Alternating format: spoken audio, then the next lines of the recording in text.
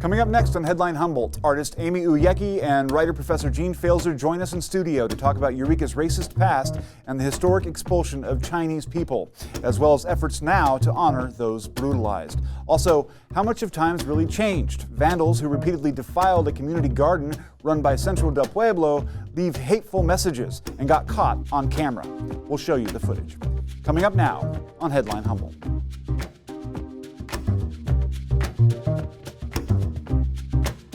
From the top of Humboldt Hill, this is Headline Humboldt. I'm James Falk. Thanks for joining us. 2 steps forward, 1 step back.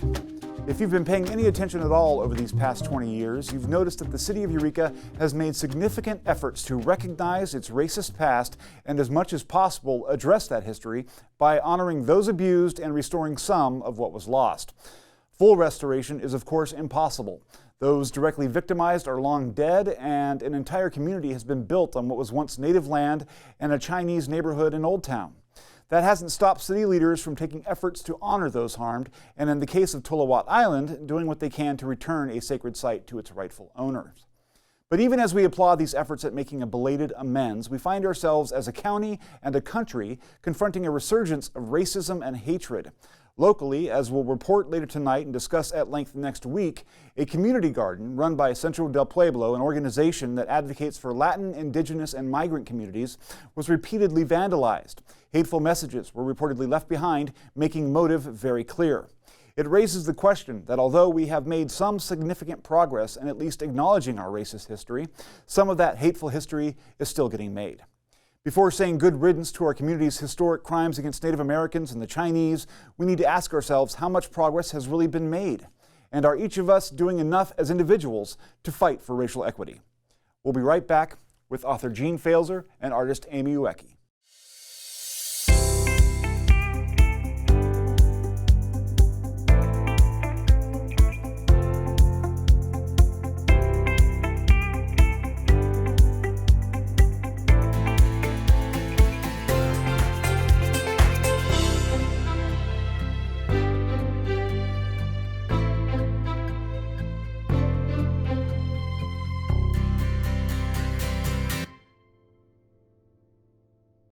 Jean and Amy, thank you for joining us in studio. Thank you. Thank you for welcoming us. Here. Yeah. So we're here to talk about sort of a dreadful episode in Eureka history, and one that you've spent, Jean, a lot of time studying and explicating in one of your books. And so if we can talk a little bit about the basic history and then what's going on now to sort of commemorate or memorialize those who suffered. Describe for us, Jean, what happened? When did it begin? When did the racism that seeped its way into Humboldt County begin? Did it begin with the gold rush? Did it begin with the Transcontinental Railroad? Did it begin with the lynchings in Los Angeles in 1871 when 19 Chinese people were lynched in one of the largest mass lynchings in American history? Did it begin in 1875 when Congress passed the Page Act banning debauched people? By that they meant Chinese people. Did it begin in 1882 with the Chinese Exclusion Act, the first act in the United States to ban a people by race? It seeped up here.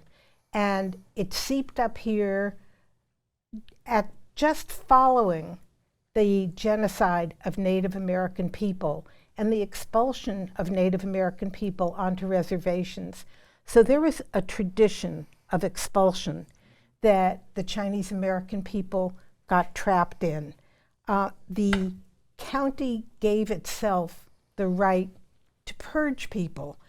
And so that's the background of what happened in 1885. Yeah. So the suffering that happened as a result of that was stark and very poetically described in your book. But can you run us through like what the scene was in Old Town when, apparently a councilman was involved? Can you sort of just run through that briefly?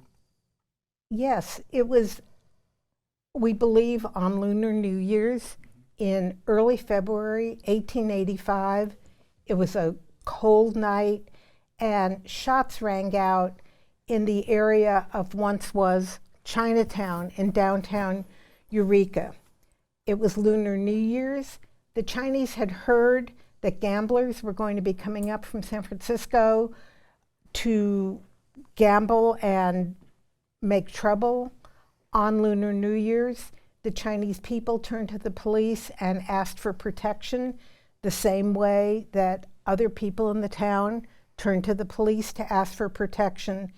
And there was a melee, and in the melee, a city councilman was shot and a young boy was injured. Within an hour, 800 people, mainly men, gathered in Centennial Hall. Ironically, Centennial Hall, built to honor the century since the Declaration of Independence, the centennial. And the meeting was chaired by the mayor. There were a series of motions. The first motion was to murder all of the Chinese people in Eureka. This was a Christian community. That went too far. It was voted down. The second motion was to burn Chinatown. But the Chinese people weren't allowed to own the property they lived on. And of course, the people who owned that property nixed that motion. The third motion, which passed, was to purge all of the Chinese residents of Eureka, all of them, and give them 24 hours to get out of town. And so that night, February 5th, February 6th, 1885, a committee was sent from this mass angry meeting to purge all of the Chinese, and they had 24 hours to pack. All night long on that cold Humboldt night, the Chinese packed what they could. Of course, they couldn't pack their fishing boats. They couldn't pack their furniture, what they could carry. And meanwhile, vigilantes go out across the county to gather the Chinese people who are working on ranches, working in the mills, and gather them and march them down to the dock of Humboldt Bay. And they spent the weekend in these cold warehouses waiting to board two ships that were due to sail, and waiting actually for the tide to come in across the shoals. And on that cold Sunday night, the ships finally sailed, and they sailed to San Francisco, and they arrive early before the customs house, the immigration center, was opened on that Monday morning. That's the story of the violent purge. It sounds horrific and almost too grotesque to be true, but we obviously know it's true. Amy, let's bring you into the conversation. I mean, first off, I want to get your reaction to hearing that story. I know you know it, but I'd like to hear your thoughts about it. And then also, you're a part of HAPPY, which maybe you could explain what that is and what the goal of the Eureka Chinatown project is. I mean, obviously it's not commemorating the violence, but celebrating the people that were here, right, and the culture. So. That's exactly what it is, and having people recognize that there was a Chinatown here, as well as in many towns on the West Coast some were purged, others had more violent means of removal, but to recognize that these were working citizens of Humboldt County and Eureka, and also to recognize that it wasn't just this group that was gone and then a new group came back, but there was a period of 60 years where no Asians were really allowed to become working citizens of Eureka and Humboldt County. So that's one of the goals of the Eureka Chinatown project, which has become part of Humboldt Asians and Pacific Islanders in solidarity. And one of the missions of our group is to disseminate education and know what happened in our own community, as well as to celebrate the different groups that make up the different Asian Americans here in Humboldt County. When did you move to Humboldt County? In 1986, so I've been here for almost 40 years, and there weren't very many Asians here when I moved here, and there are more now, but I lived in the Midwest, so that wasn't any different for me, being, you know, a minority. But I think I was surprised that there weren't more, because it's such a beautiful community, and I think it's a fishing community too, and I can see, you know, there are parallels with other places in Asia, in Japan certainly. Yeah. So I always wondered why there weren't more Asian Americans here. Yeah. Now, how much did the community, I mean, the broader Asian community, were they aware of this history, or was it something that people didn't talk about? I mean, after you arrived and started talking to people, of course. You know, I discovered, because I had heard of it from a book of Humboldt County history by Linwood Karanko, this chapter that was about the expulsion. Mm-hmm. But a lot of people didn't know, and I guess I realized I didn't tell our kids about it because neither of them knew about it. So it wasn't on, you know, it's not something that was discussed very often. Yeah.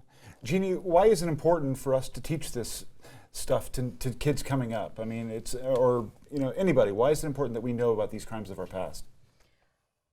I think right now there's a huge denial of the violence of race in the United States. At the same time, there are a series of reckonings of building monuments, of tearing down statues of people who were brutally cruel to indigenous people, and now the monument that's being built to recognize the Chinese history and the Asian American history in Humboldt County, and also the return of a vast, healthy, thriving Asian American community of activists, of city officials, of teachers, of children. So they need to know the truth, and they need to understand that this community gave them tools to resist the racism that may well or does come down on them. Yeah. In a second, I want to take a look at that monument, because that's a big part of this discussion.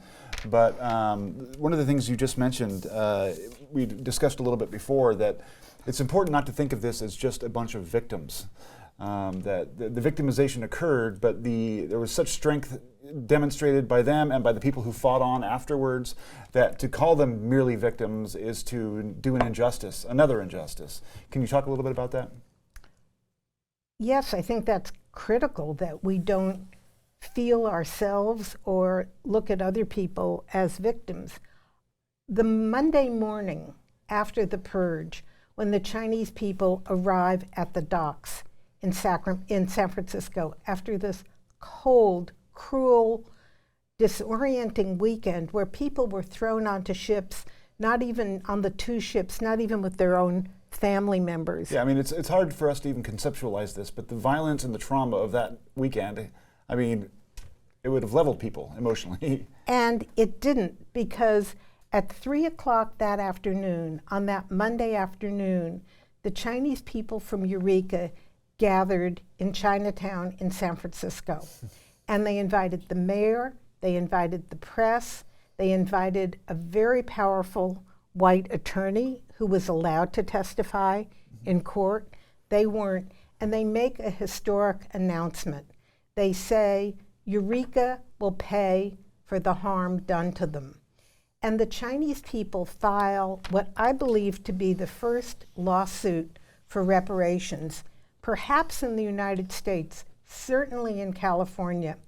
And the lawsuit is called Wing Hing versus the City of Eureka. And about 152 Chinese people sue for damages, the loss of their property. But more important, in some ways, is they sue for being the victims of mob violence. And that suit for being the victim of mob violence is what raises it from a tort action, a demand for damages, to reparations, a demand for justice that repairs. And each of them, and this is one of the ways we're learning who the individuals were, each of them declares what happened to them and what they lost and what they want in return for justice that repairs. Two of the people on that lawsuit were kidnapped Chinese prostitutes.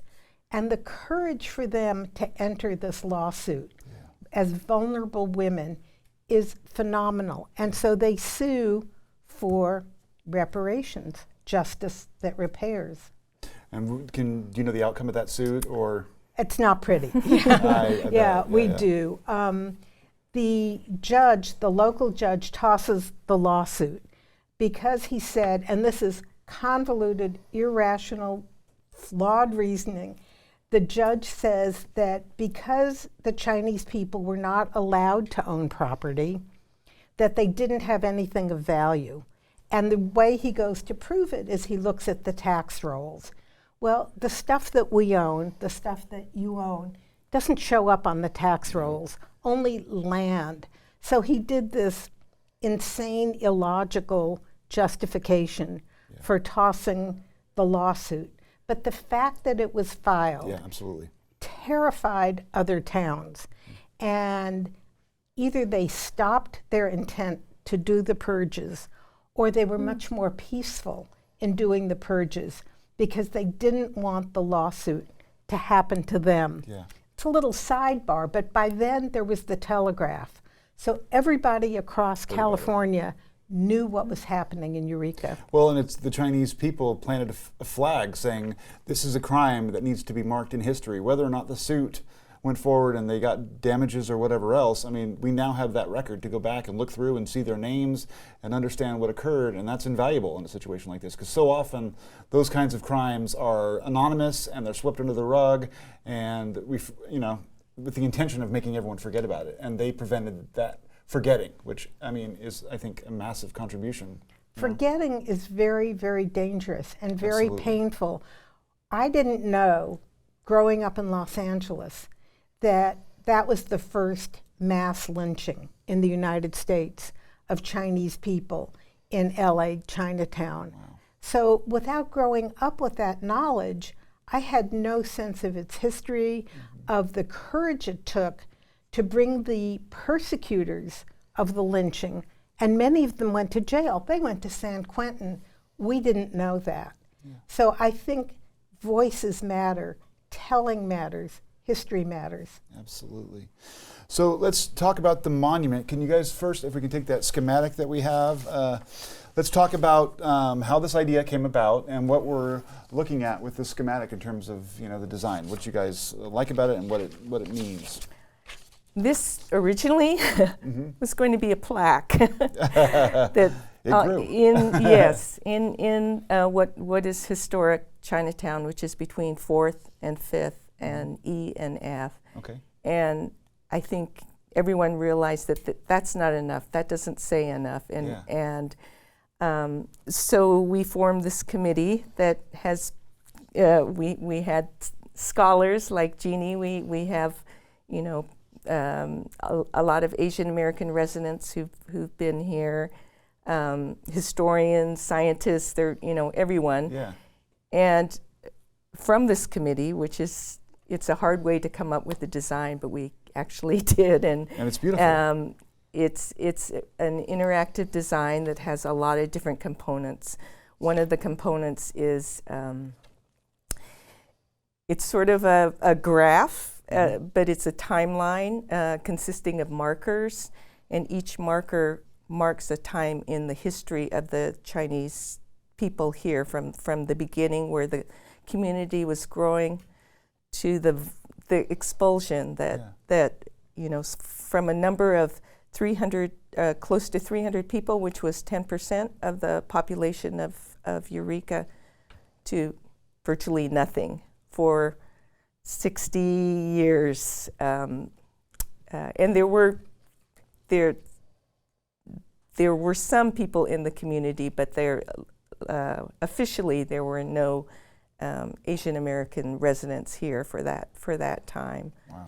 So that's included with these markers. The Wing Hing suit that Jeannie was talking about, that is our resistance. So each marker has an English name and a Chinese name. Is that the character. Hope, Old Mountain? Right. The Gold Mountain, Chinatown, expulsion, Right. resistance, resilience. So the resistance is the Wing Hing Yeah. part of it, and the resilience, the families like the Moon family that's been here, Charlie Moon, who is so much a part of this whole story, who He stayed here. he stayed here, and his family became part of a lot of the local Native American groups here, Yeah. including the Yurok. And his name is still here. Like And the name is, there's an alley now named after him. So that's one of the things that the Chinatown project has done. It also features a poem, a beautiful poem, A beautiful by poem. Daryl Chin. I don't have time to read it here, but if people want to read it, where can they go to take a look at it? I think we have it on our website, of the Hoppy website. So if they went to hoppyhumboldt.org, Okay.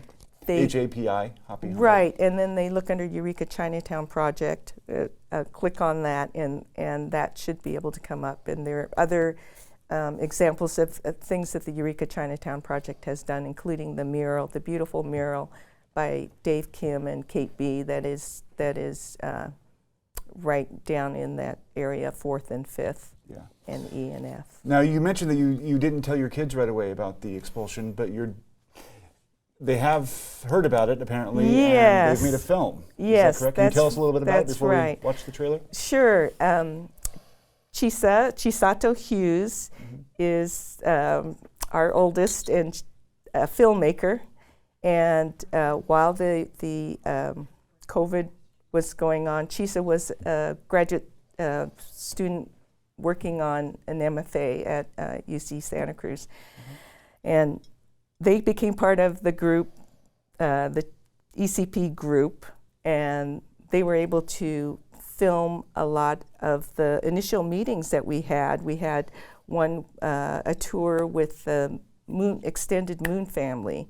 We had a tour when we all initially met and were guided around Chinatown by both Jeannie and Kate Bush, Katie Bush, who used to be the director of the Clark Museum. Okay. So this important footage was there. Chisa interviewed a lot of the local Moon family, and their stories are included in this documentary that is called Many Moons, which will be shown At the event this weekend. at the event next weekend. Next weekend. We'll talk about Right. that after the trailer, but if we could roll that trailer Sure. real quick, and if we can get audio in the studio so they could hear it, we'd appreciate that.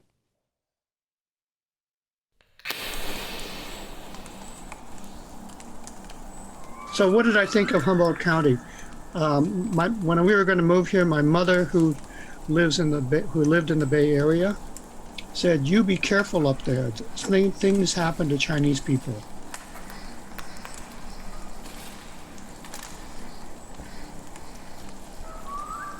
What I want to say about the Chinese in Humboldt County is that after the expulsions, there were Chinese who didn't leave. We don't really know who they are, except for Charlie Moon. I don't know how I'm ever going to find this out, but I would really like to know what other Chinese there were that nobody's talking about. What I've found about Chinese expulsion largely is we only tell the part of it that we want to tell.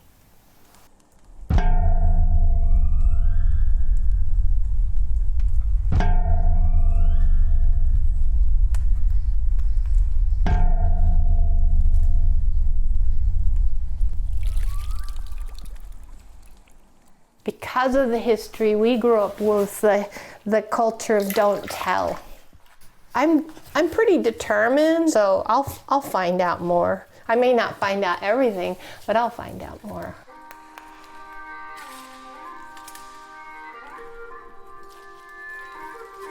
Well, when I grew up, we heard of what they did to the Chinese, and a lot of people used to poke fun at us and we'll run you out of town, you know, if you don't behave, you know, whatever. When they run out of the Chinese out of Humboldt County, they probably, if you were Chinese, you wouldn't be talking Chinese. Yeah, hey, they left this one behind, you know.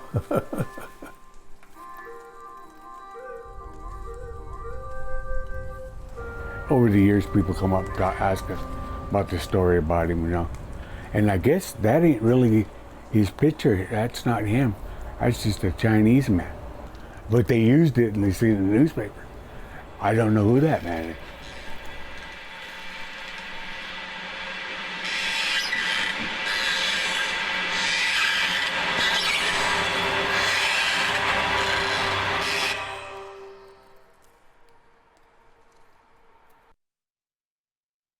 Well, thank you again for joining us. This is the flyer for the event coming up. It's the June 23rd and 24th Exploring Our Roots Festival. It's at the Arcata Playhouse.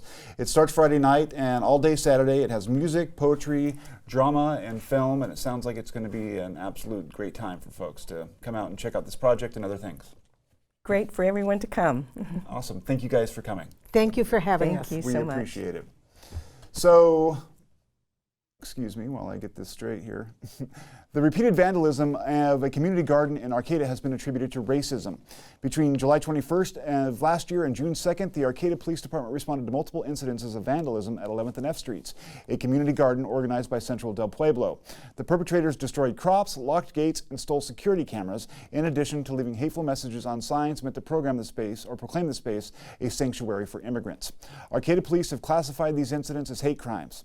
Images from the camera theft, which took place on June 1st, were posted on APD's Facebook and Instagram pages. Officials request that anyone with information about these crimes call the Arcata Police Department.